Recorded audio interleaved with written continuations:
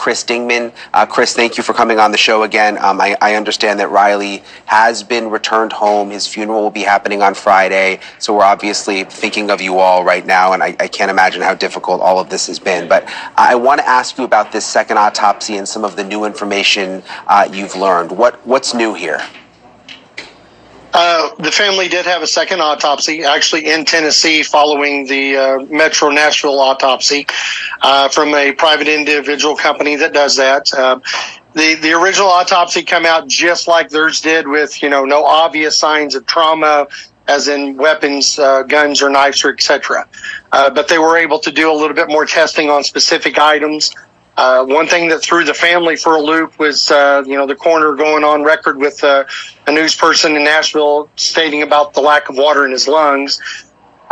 It raises more questions. I'm not a crime drama person by no means, but usually water in the lungs means that, they were alive when they went into the water. So more questions. We hope they're going to get some answers with the toxicology. I just hope that this doesn't get swept underneath the rug, because the family deserves more answers than we have. What about the boots, Chris? Tell us what you've learned in terms of what Riley was wearing and what he wasn't wearing when he was discovered.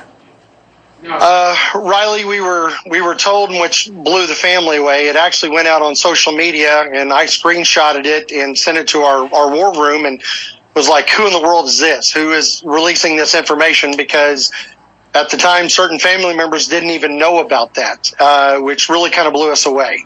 Not sure how they got that information. Once again, one more question. But unfortunately, the only thing that was found with him, as the police stated in the report, was the watch and the shirt. Everything else was not with him when he was found. And if you can describe the boots that he was wearing, because that could end up being significant. His mother was pretty sure they were Justin's, and they were a square nose style cowboy boot, kind of a flat color. Once again, the jeans were, I think, buckle is what the jeans were. We already knew about the Michael Kors billfold. There's specific things that we've been out in front of this entire time looking for in case this did come up. So we're hoping now that maybe that they will come up so we can get more answers. So his cowboy boots were not on when he was found, and his jeans were not on, and his wallet was missing. Do you know, Chris, if he was wearing a belt? That I do not know, unfortunately, but in one of the pictures we went back and looked at, I'd always preach to the boys about keeping their billfold in their front pocket. Just to being in clubs, it's real easy to get pickpocketed. And the one picture where the boys are all together outside, if you look in the right front pocket, we're pretty sure that's where he had his billfold. So the billfold should have been secured in his pants. Unfortunately, we don't have those answers right now. Last time we spoke, you mentioned that police had told the family, this was right after his body was discovered, that there were still some people that they wanted to talk to. We know there's a homeless sort of camp in that area. Have they been able to talk to those people? Have you learned any more on that front? We have not been notified. Actually, one of the people of interest, a little bit after an hour Riley was found, I was back at that scene and just happened to see that person. And so we had a group of volunteers that kind of followed the gentleman. We called the police, let them know that we had found him, because we hadn't been notified they had talked to yet, and was told by the police that, that was no longer a person of interest.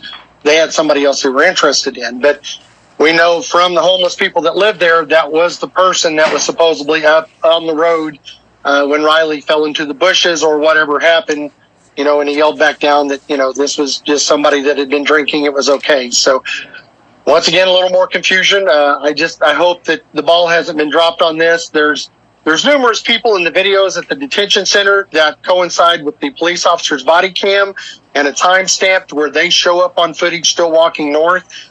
I strongly believe, and it may just be a love family one knowing that wanting some more answers, but I think there's somebody out there that knows what actually happened that night, and we would love for him to come forward, and we need some more info. Yeah, well, we'll continue covering it, Chris, and let us know when more information comes back, especially from that second autopsy.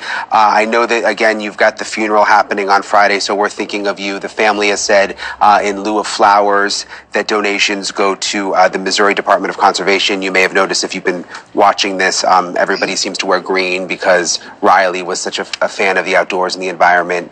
And so it's just a tragic story. Chris, thank you so much again for coming on with us. We appreciate it. I appreciate you guys for keeping Riley's thoughts and prayers and keeping the story relevant till we get answers. Yeah, you got it. Okay, for more on what the new details mean for the investigation, joining us now, Bobby Chacon, a former FBI special agent. Bobby, I'm glad we have you because I don't know how to process this in terms of Riley's cowboy boots were not on. So he's wearing cowboy boots and his jeans were also not on him when his body was discovered in the river. What does that mean? Do cowboy boots typically come off in a situation like this? What do you make of it? Well, Brian, I've been in and around the water and recovered many bodies in the water in many different conditions, and I can tell you it's not natural for someone that has cowboy boots on and jeans. In other words, they didn't come off because of the water. They did not.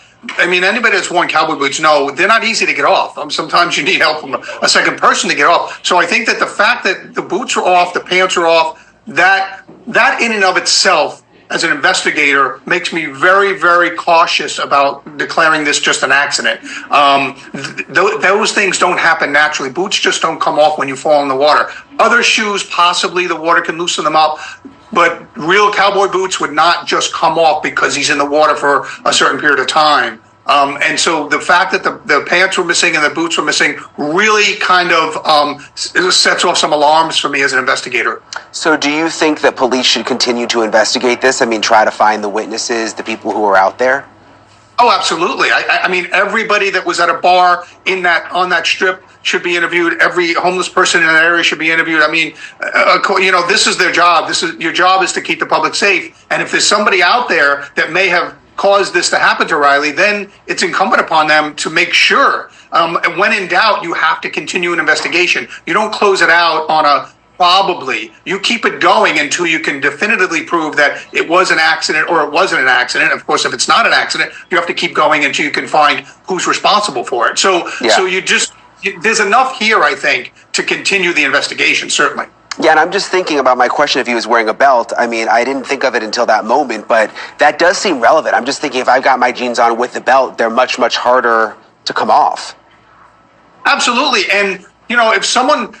I hate to say it, but when you have a homeless population in that immediate vicinity, you might have someone that's wearing those shoes or those boots or wearing that belt. And so every piece of item that's missing from him needs to be looked into and found if possible. And so, because that's a scavenger type thing, even if whoever did this discarded that stuff, somebody else could pick it up and use it, because that's what people that live on the street do. They scavenge. And so, I would be soaking that area with police. I would be doing person-to-person interviews of everybody that's out there.